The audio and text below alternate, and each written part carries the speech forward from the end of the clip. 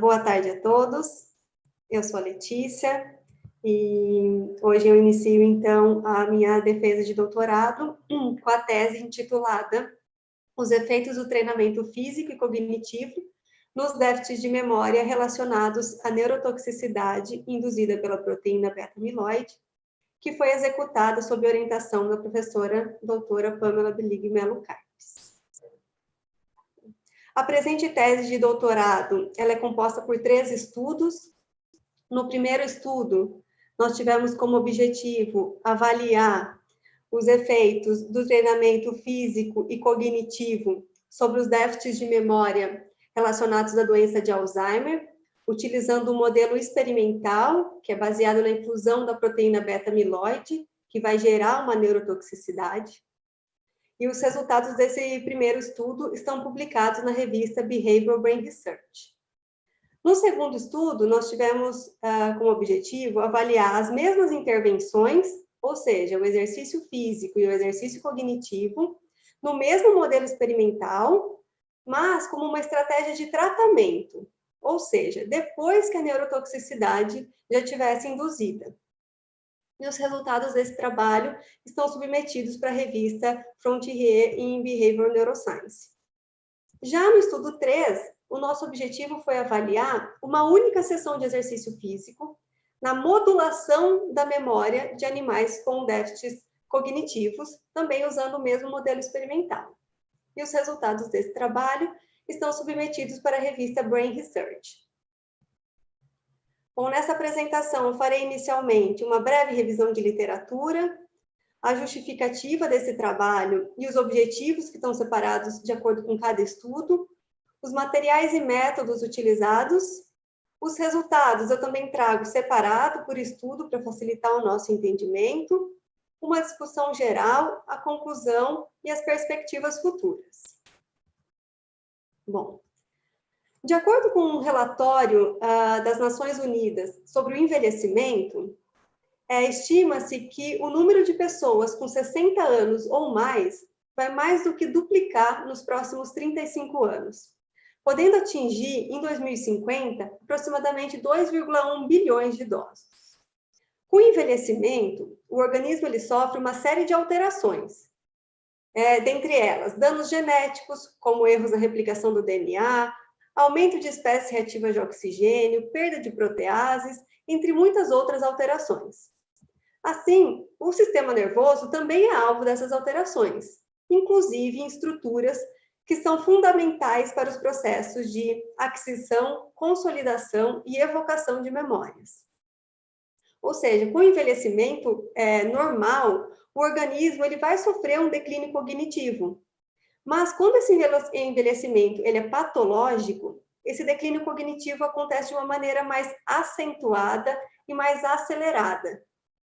Assim, o envelhecimento ele é um fator de risco para o desenvolvimento de demências. Existem vários tipos de demências, a demência de Alzheimer, a demência frontotemporal, demência vascular, demência dos corpos de Levy, mas a doença de Alzheimer ela é o tipo de demência mais comum. Ela é definida como uma doença neurodegenerativa, progressiva e crônica, que leva a uma desordem da estrutura e da função do sistema nervoso, uma perda neuronal e a perda gradual da memória. Ela é caracterizada pela presença de uma proteína chamada beta-amiloide, que se acumula no espaço extracelular, formando placas. A hiperfosforilação da proteína tal no espaço intracelular, além da morte de outras células cerebrais, atrofia do hipocampo, afilamento do córtex, aumento dos ventrículos, além da disfunção da liberação de neurotransmissores e a presença de um estresse oxidativo extenso. Todas essas alterações vão levar como consequência uma neurodegeneração, a perda sináptica e neuronal e uma atrofia macroscópica que é característica da doença, principalmente quando a gente visualiza o cérebro de um indivíduo normal e o cérebro de um indivíduo com a doença de Alzheimer. A doença de Alzheimer, ela comete a população em todo o mundo Estima-se que 4,7 milhões de pessoas com 65 anos ou mais tenham a doença de Alzheimer. Dessas, 14% afetam uma população de 65 a 74 anos, 48% na faixa etária de 75 a 84 e 38% de 85 anos ou mais. Embora a principal forma da doença aconteça de uma forma esporádica, um subtipo chamado familiar acomete aproximadamente 0,5%. Nesse caso da doença do tipo familiar, as causas do Alzheimer estão relacionadas à mutação de 3 principais genes. O gene da APP, da proteína precursora amiloide, da presenilina 1 e presenilina 2. Nesse caso, do tipo familiar, os sintomas da doença eles começam bem mais precoce do que a do tipo esporádica, apresentando sintomas, então, entre os 30 e os 50 anos de idade. Já do tipo esporádico, chamado até de forma típica da doença, ela envolve a interação entre fatores genéticos e ambientais. Acredita-se que 70% seja relacionado ao fator genético e, principalmente, a mutações nesse gene da apolipoproteína E, em especial o seu alelo 4, que aumentam, então, as chances do desenvolvimento da doença.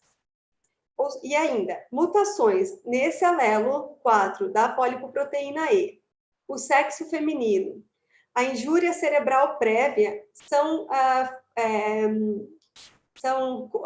coisas que vão provocar um aumento das chances de desenvolver a doença.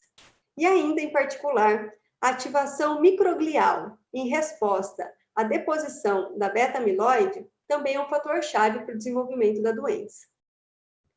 De acordo com a cascata amiloide, é a proteína beta-amiloide que vai gerar, então, vai dar o start para o início da doença. De acordo com essa hipótese, o peptídeo beta-amiloide, que é esse que está em vermelho, ele faz parte, né, de uma proteína transmembrana neuronal, e ele é exatamente essa parte transmembrana da proteína, que pode ser clivada por diferentes tipos de enzimas. E, de acordo com a enzima, ela vai seguir uma via não amiloidogênica ou uma via amiloidogênica. Se essa proteína, a APP, ela torna-se alvo de uma enzima de atividade alfa-secretase, a alfa-secretase vai clivar a proteína bem dentro do domínio transmembrana, bem dentro do domínio beta-amiloide, liberando esse fragmento solúvel e, então, impedindo a formação do peptídeo beta-amiloide. Essa via é até chamada de uma via neuroprotetora. Por outro lado, se a APP é alvo de uma enzima de atividade beta-secretase, ela vai clivar no segmento N-terminal do domínio beta-amiloide, liberando o fragmento solúvel, e depois essa proteína que fica na membrana é alvo de uma segunda enzima de atividade gama-secretase, que vai clivar bem no segmento C-terminal do peptídeo, liberando então exatamente esse peptídeo por meio extracelular, que vai se agrupar e formar as típicas placas amiloides. De acordo com essa hipótese ainda, são esses fragmentos de beta-amiloide que vão desencadear as outras alterações que acontecem na doença, desde a fosforilação da proteína tal, até as outras alterações morfológicas, atrofia, estresse oxidativo e todas as outras alterações características da doença. E acredita-se que a deposição da proteína beta-amiloide ela se inicia até 20 anos antes do diagnóstico da doença. Assim, além da participação do peptídeo beta-amiloide, da proteína tal, o estresse oxidativo está intimamente ligado e vinculado à doença de Alzheimer. Isso porque danos oxidativos nos lipídios e nas proteínas neuronais estão sempre presentes no cérebro de pacientes com a doença de Alzheimer. Sabe-se que o aumento de espécies reativas de oxigênio levam a um aumento da agregação da beta-amiloide. E a beta-amiloide também leva a um aumento de espécies reativas de oxigênio. Ainda, íons metálicos como cobre, zinco e ferro são capazes de modular a agregação da beta-amiloide, porque torna esse agregado mais tóxico, que vai gerar ainda maior formação de espécies reativas de oxigênio, e vai levar a uma maior agregação de beta-amiloide, gerando, então, um ciclo vicioso.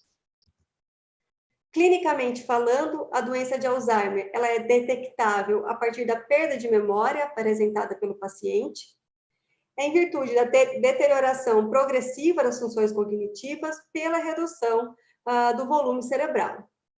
Principalmente, a atrofia das sinapses e as mortes dos neurônios, em particular no hipocampo, que é a região importante para a formação de memória. Acredita-se que a proteína beta-amiloide, ela inicia-se a sua deposição no córtex entorrinal e na formação hipocampal, e depois vai se espalhando para os córtex de associação temporal, parietal e, finalmente, frontal. Atualmente, a doença de Alzheimer não tem cura. O que existem são tratamentos que buscam atenuar o desenvolvimento da doença. Os tratamentos farmacológicos atuais principais são dois. Um que baseia-se na inativação da acetilcolinesterase e outro envolvido nos receptores do tipo NMDA. Mas, além desses, existem tratamentos não farmacológicos, como exercício físico, a estimulação cognitiva e a estimulação social. Isso porque sabe-se que a ocupação, a educação e o estilo de vida, que envolvem fatores sociais, físicos e mentais, estão diretamente relacionados a uma melhora da função cognitiva e têm efeitos protetores sobre a perda da memória e o desenvolvimento do Alzheimer. O exercício físico, ele é já amplamente estudado, porque tem mostrado uma melhoria em várias funções no que diz respeito à aprendizagem, à memória. Ele é eficaz no aumento do desempenho cognitivo, favorece a aprendizagem e a memória espacial, a expressão de BDNF, o aumento de fluxo sanguíneo cerebral, induz a neurogênese e angiogênese. E um modelo como o nosso, já foi visto que o exercício físico reduz os níveis da proteína beta-amiloide, e isso provoca, então, uma diminuição no desenvolvimento do declínio cognitivo. Ainda a estimulação cognitiva, usada na clínica, ela tem efeitos na melhora dos déficits também observados na doença de Alzheimer, através da modulação da excitabilidade neuronal, que vai induzir a mudanças na plasticidade sináptica e na capacidade de aprendizagem. Importante que o exercício físico, a maioria dos estudos tem um enfoque nas intervenções crônicas do exercício, mas estudos têm mostrado possíveis efeitos promissores do exercício agudo. Importante que o objetivo dos pesquisadores com o exercício agudo não é que uma única sessão de exercício tenha os mesmos efeitos de uma prática regular do exercício físico, mas sim que quando for realizado, que esse exercício, essa única sessão, for realizada no momento próximo à aprendizagem, isso poderia modular o processo de aquisição e consolidação da memória, potencializando-os. Assim, o exercício agudo apresenta um impacto positivo no desenvolvimento cognitivo, melhorias na função cognitivas e apresenta aplicações práticas em esportes, ambiente escolar e reabilitação. Aqui é importante contextualizar que se o exercício físico fosse utilizado como um potencial para a aprendizagem, então, por exemplo, a educação física poderia ser ofertada todos os dias na escola, e isso favoreceria a aprendizagem dos alunos. Trazendo para a doença de Alzheimer, o exercício agudo poderia ser utilizado, então, para otimizar uma aprendizagem de umas tarefas específicas, melhorando, então, a qualidade de vida do paciente. Justificativa do nosso trabalho, então, por que é importante estudar o Alzheimer? Primeiro, porque é importante salientar que o diagnóstico do Alzheimer é um diagnóstico muito difícil, tanto para o paciente quanto para os familiares. A doença de Alzheimer, nos Estados Unidos, ela é a 6ª principal causa de morte. No Brasil, considerando as doenças relacionadas ao sistema nervoso central, a doença de Alzheimer foi causa de 65% da morte em mulheres e 51% em homens. E com o aumento da expectativa de vida, com a longevidade e com os gastos que a doença provoca, os sistemas de saúde eles vão se tornar inflacionados. Para se ter ideia, em 2015, os gastos com a demência chegaram em 957,56 bilhões de dólares, e destes, 818 estavam relacionados com a doença de Alzheimer. Estima-se que em 2050, esses gastos atinjam 9,12 trilhões de dólares. Daí a importância de buscar estratégias para, ao menos, minimizar os danos ou o desenvolvimento da doença de Alzheimer, nesse caso. Se somente nos Estados Unidos alguma intervenção atrasasse o início da demência em 5 anos, isso poderia reduzir os custos em 283 bilhões em 2050. Então, embora as terapias farmacológicas atuais ofereçam um alívio para os sintomas da doença, a melhora ainda é modesta e temporária, além de ser relativamente cara e apresentar efeitos colaterais graves. Dessa maneira, intervenções não farmacológicas, elas podem ser estratégias eficazes na prevenção e no tratamento do declínio cognitivo. Assim, sabendo que o exercício físico regular tem efeitos positivos na prevenção e no tratamento da doença de Alzheimer, o exercício cognitivo tem mostrado efeitos promissores, a nossa pergunta é: o exercício cognitivo teria os mesmos efeitos do exercício físico sobre o declínio cognitivo? Para isso, nós propomos uma nova forma para conseguir avaliar os efeitos do exercício cognitivo.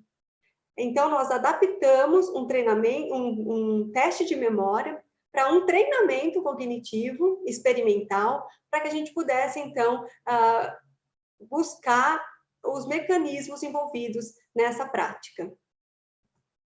Assim, o objetivo geral do nosso trabalho foi investigar os efeitos do exercício físico regular e cognitivo para minimizar os déficits de memória relacionados à neurotoxicidade induzida pela proteína beta-amiloide, bem como avaliar o efeito de uma única sessão de exercício realizado após uma tarefa de aprendizagem na modulação da memória de animais com déficits.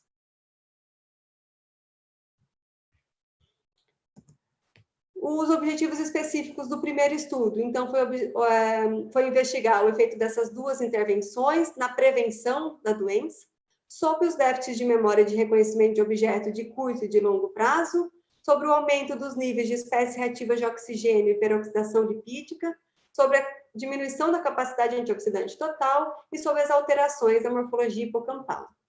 No segundo estudo, foi avaliar essas duas intervenções como um tratamento sobre os déficits de memória de reconhecimento de objeto de curto e de longo prazo, sobre os déficits de memória de reconhecimento social, sobre os níveis de espécies reativas de oxigênio, peroxidação lipídica e a capacidade antioxidante total, sobre a atividade da enzima acetilcolinesterase e sobre as alterações da morfologia hipocampal. No terceiro estudo, foi investigar, então, o papel modulador de uma única sessão de exercício na consolidação e na persistência da memória de reconhecimento de objetos e sobre os níveis de dopamina e noradrenalina. Para isso, nós utilizamos ratos Wistar machos, adultos, que foram mantidos sob temperatura controlada, ciclo de claro-escuro de 12 horas, com água e ração à vontade. Todos esses experimentos foram submetidos e aprovados pelo Comitê de Ética Institucional, sob o Protocolo 14/2017.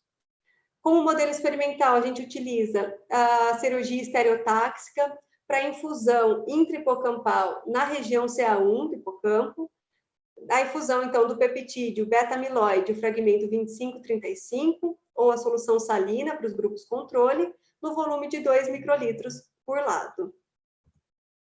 Os protocolos de exercício físico. Para o exercício físico regular, nós utilizamos, então, inicialmente, uma habituação dos animais na esteira para diminuir o estresse, um protocolo do bom corredor para avaliar a treinabilidade desses animais, e os animais que fariam parte do grupo exercício físico foram submetidos ao teste de VO2 máximo indireto para determinar a velocidade do exercício, que foi de 60% a 70% do VO2 máximo indireto. Foi utilizada, então, uma esteira rolante própria para roedores, e os animais fizeram esse exercício 30 minutos por dia, 3 vezes por semana, por 4 semanas. Para o exercício cognitivo, aí que está o diferencial do nosso trabalho, que é a adaptação do labirinto de Barnes, um teste de memória, para um treinamento. O labirinto de Barnes, ele consiste em uma plataforma circular com buracos na borda e um desses buracos leva a uma caixa de escape.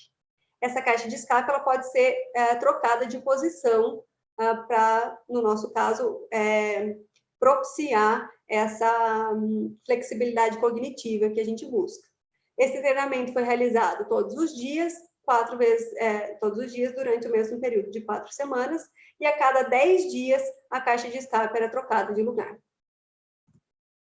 Para o exercício agudo, a gente utiliza o mesmo protocolo de habituação na esteira, o protocolo do bom corredor e o VO2 máximo indireto, mas nesse caso é realizada uma única sessão de exercício durante 30 minutos. Então, após a tarefa de aprendizagem, os animais foram imediatamente submetidos a essa única sessão de exercício físico por 30 minutos. Para a tarefa da memória, para os testes de memória, utilizamos a memória de reconhecimento de objetos, que consiste em 4 primeiros dias iniciais para habituação do animal ao aparato, 20 minutos por dia. No dia do treino, o animal é exposto nesse mesmo aparato com 2 objetos, contabilizado o tempo que ele explora cada um desses objetos.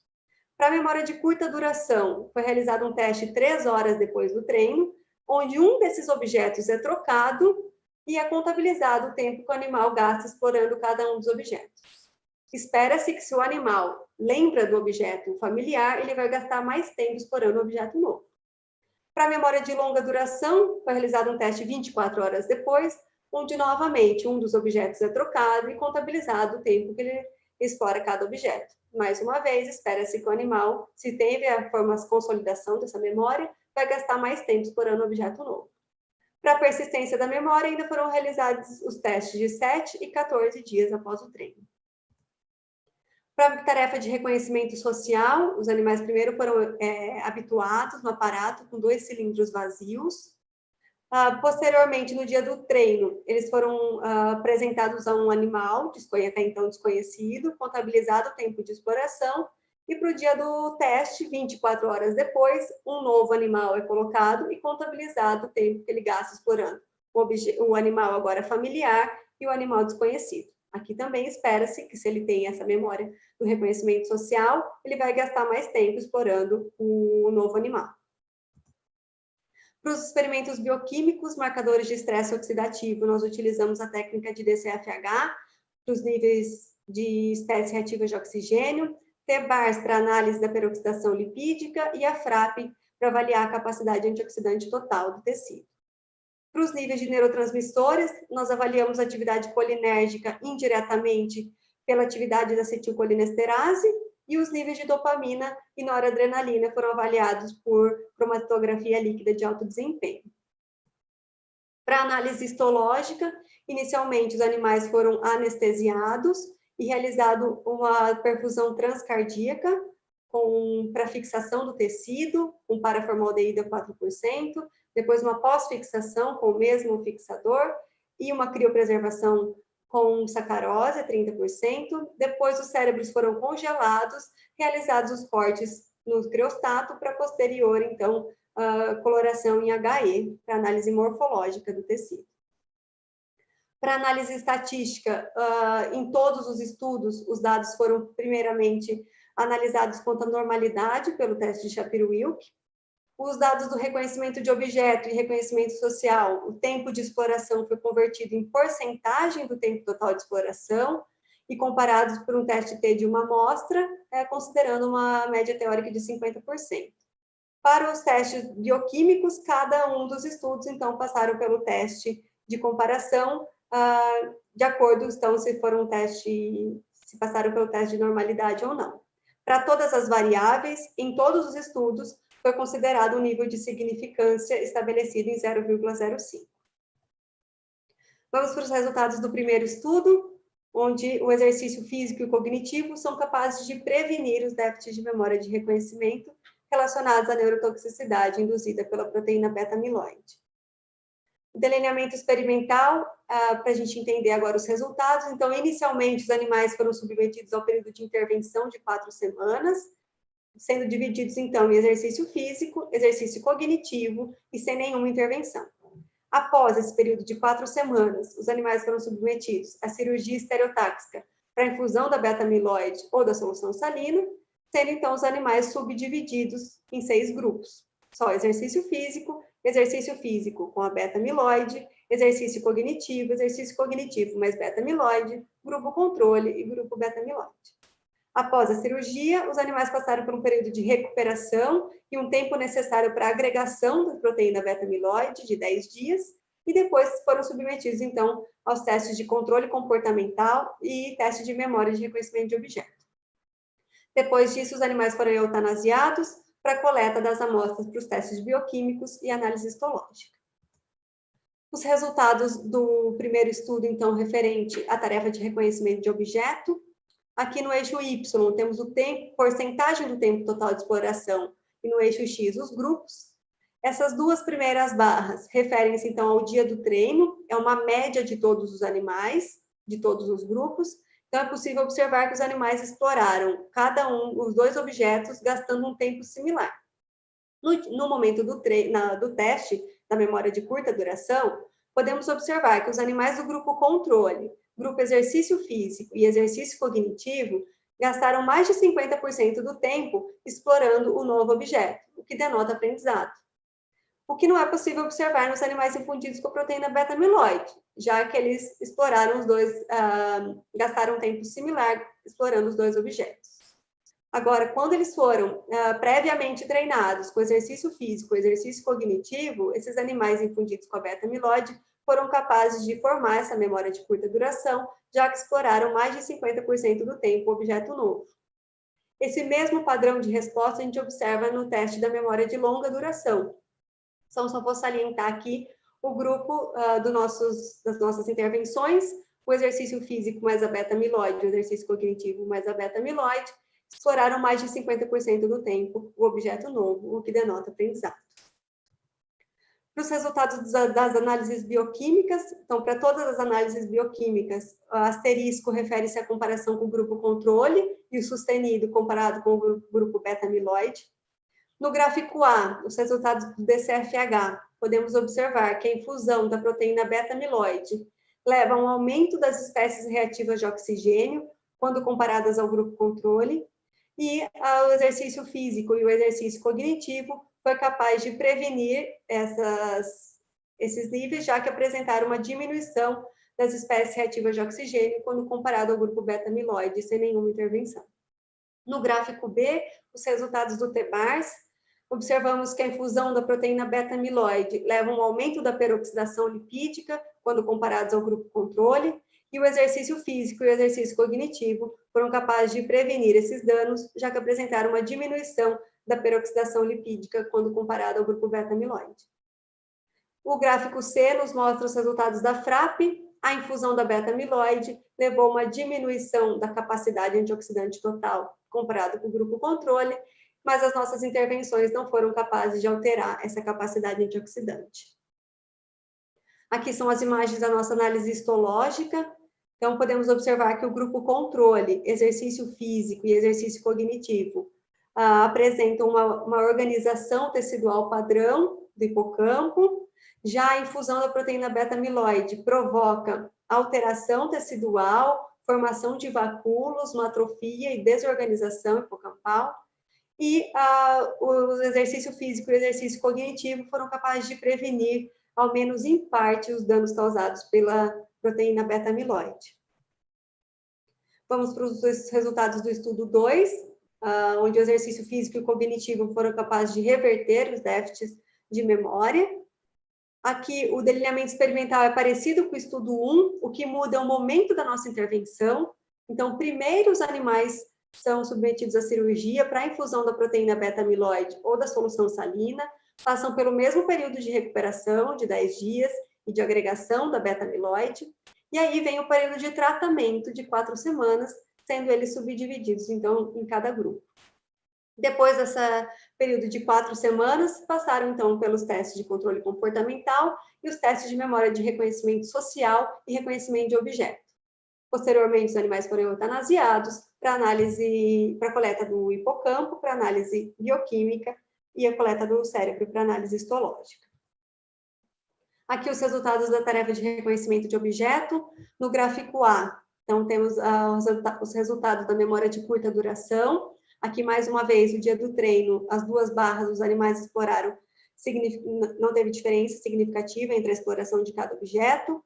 O grupo controle, o grupo exercício físico e exercício cognitivo, exploraram mais de 50% do tempo o objeto novo, mostrando, então, a formação dessa memória de curta duração.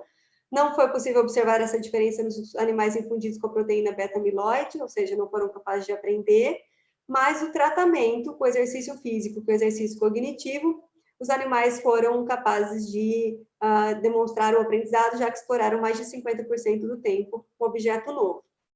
No gráfico B, são os resultados da memória de longa duração, onde a gente observa esse mesmo padrão de resposta. Então, só vou salientar aqui as nossas intervenções como tratamento. O grupo beta-amiloide mais exercício físico e beta-amiloide mais exercício cognitivo gastaram mais de 50% do tempo explorando objeto novo, mostrando, então, que houve a formação de uma memória de longa duração. Aqui são os resultados da memória de reconhecimento social. Observamos que o grupo controle, exercício físico e exercício cognitivo conseguiram distinguir entre o animal familiar e o novo animal. Os animais infundidos com proteína beta-amiloide não conseguiram demonstrar esse aprendizado, exploraram um tempo similar os dois animais, e o tratamento com exercício físico e exercício cognitivo foi capaz de reverter esses danos, já que os animais exploraram mais de 50% do tempo o animal desconhecido. Aqui, mais uma vez, asterisco refere-se à comparação com o grupo controle sustenido com o grupo beta-amiloide. No gráfico A, os dados do DCFH nos mostram que a infusão da beta-amiloide leva a um aumento de espécies reativas de oxigênio comparado ao grupo controle, mas as intervenções não foram capazes de alterar esses níveis de espécies reativas de oxigênio. No gráfico B, os resultados do TBARS, a infusão da proteína beta-amiloide levou a um aumento da peroxidação lipídica. Aqui sim, o tratamento com exercício físico ou com exercício cognitivo foram capazes de reduzir esses danos apresentados pela peroxidação lipídica. No gráfico C, os resultados da FRAP, a infusão da beta-amiloide leva a uma diminuição da capacidade antioxidante total do tecido em comparação ao grupo controle, mas as intervenções não foram capazes de alterar essa capacidade antioxidante. No gráfico D, os resultados mostram que a infusão da proteína beta-amiloide apresenta uma diminuição da atividade da enzima acetilcolinesterase, e aqui sim, o tratamento com exercício físico ou com exercício cognitivo foram capazes de aumentar a atividade da acetilcolinesterase. Aqui são as imagens da nossa análise morfológica, grupo controle, exercício físico, exercício cognitivo, apresentando uma morfologia padrão, organização hipocampal. A infusão da beta-amiloide provoca uma alteração desse tecido, desorganização e a formação desses vacúolos, atrofia, e o tratamento com exercício físico e cognitivo conseguiram também reverter um pouco desses danos causados pela proteína beta-amiloide. Vamos para o resultado do estudo 3. Aqui o delineamento experimental um pouquinho diferente. Inicialmente os animais passaram pelo protocolo do bom corredor e depois foram submetidos à cirurgia estereotáxica para, então, separação dos grupos em grupo controle, beta-amiloide, exercício agudo e beta-amiloide mais exercício agudo. Depois do período de agregação e recuperação cirúrgica, também de 10 dias, os animais, então, foram submetidos ao treino, né, a tarefa de aprendizagem, imediatamente após submetidos ao exercício físico. Parte desses animais foram eutanasiados para coleta do hipocampo para análise bioquímica e parte dos animais seguiram para a realização dos testes de consolidação e persistência da memória. Aqui os resultados, cada gráfico refere-se a um grupo. Então, no gráfico A, os dados do grupo controle. É possível observar, então, no dia do treino, os animais exploraram os dois objetos de maneira gastando um tempo similar, e eles apresentam a consolidação da memória 24 horas após, já que exploraram mais de 50% do tempo o objeto novo. No gráfico B, são os animais infundidos com a proteína beta-amiloide, onde nenhum do dia do teste e treino apresentaram diferença, ou seja, não teve aprendizado em nenhum dia. Os animais submetidos ao exercício agudo foram capazes de consolidar e a memória persistir por até 7 dias, já que gastaram mais de 50% do tempo explorando um objeto novo. E aqui no gráfico D, os animais infundidos com a proteína beta-amiloide, mas submetidos àquela única sessão de exercício físico, foram capazes de consolidar a memória 24 horas depois, explorando mais de 50% do tempo o objeto novo, que não era possível ver nos animais beta-amiloide sem nenhuma intervenção. Aqui os resultados do HPLC, aqui a infusão da proteína beta-amiloide leva a uma diminuição dos níveis de noradrenalina, e o exercício agudo não foi capaz de aumentar esses níveis. Já no gráfico D, observamos que a infusão da proteína beta-amiloide leva a uma diminuição dos níveis de dopamina, e o exercício agudo foi capaz aqui de aumentar esses níveis de dopamina comparados ao grupo beta-amiloide. Vamos para a discussão. A gente sabe que o exercício físico reduz os riscos de demência e de doença de Alzheimer na população idosa. Meta-análises já mostraram que o exercício físico reduz de 30% a 40% o risco de desenvolver Alzheimer comparado a uma população sedentária.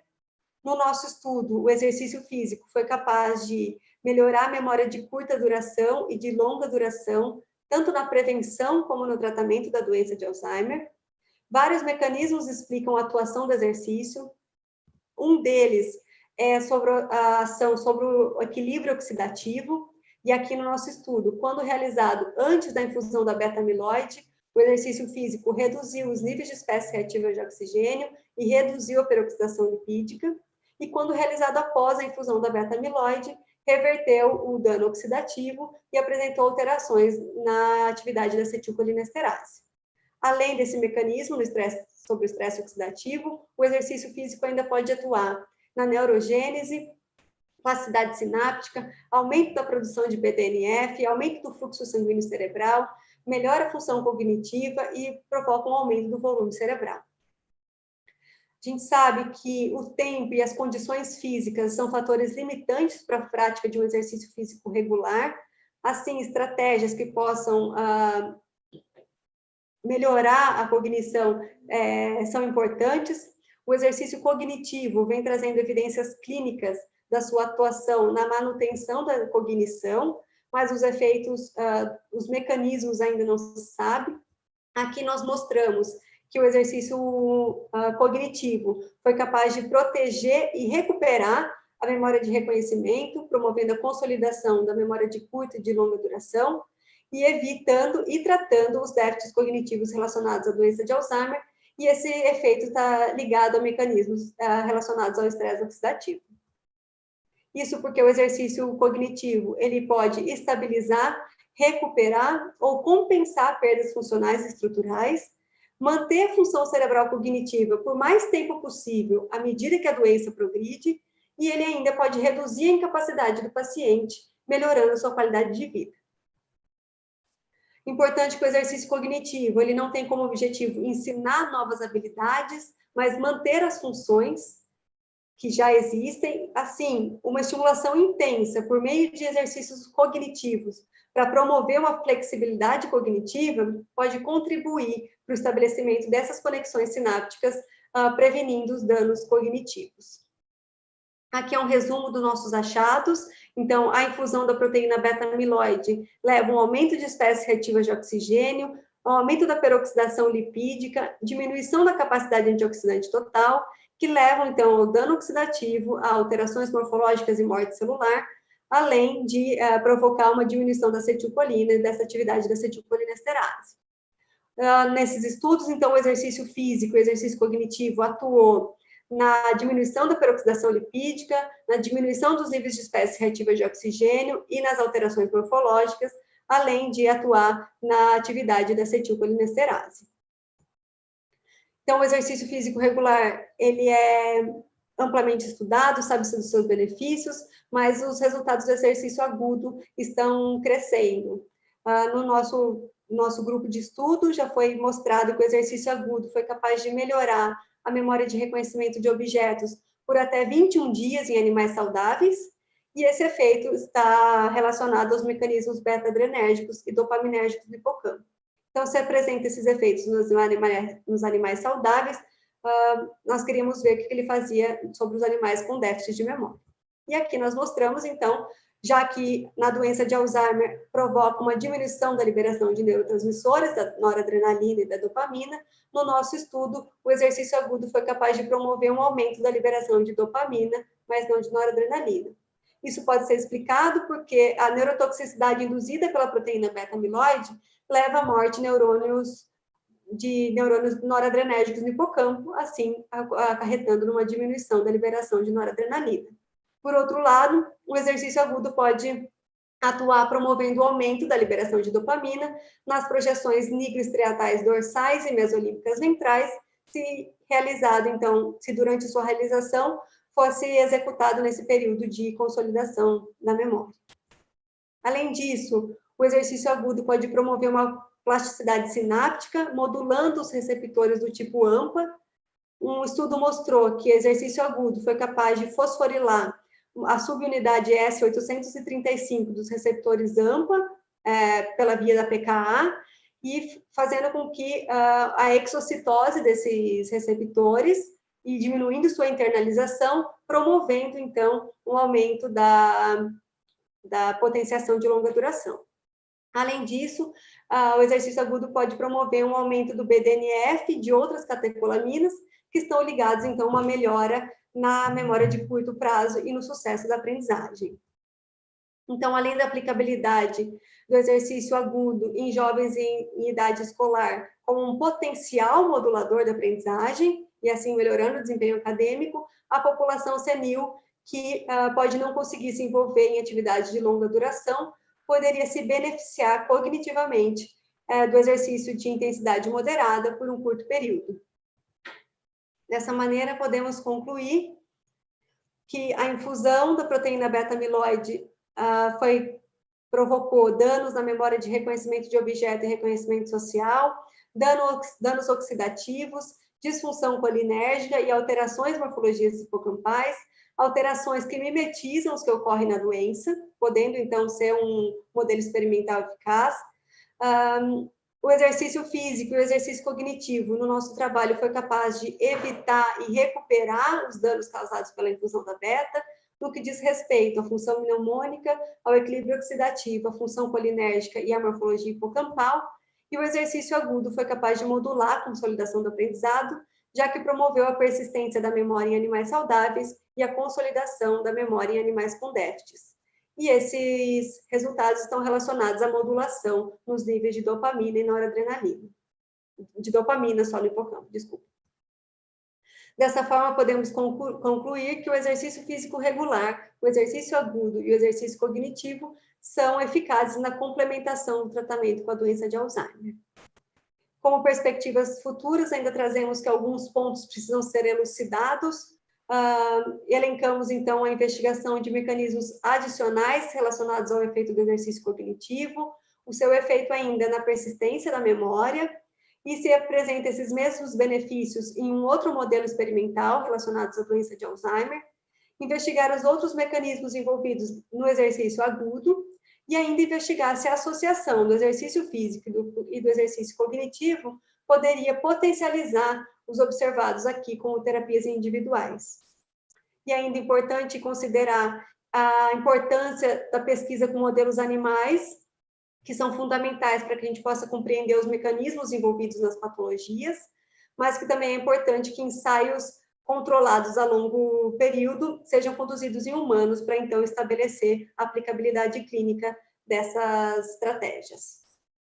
É isso, muito obrigada.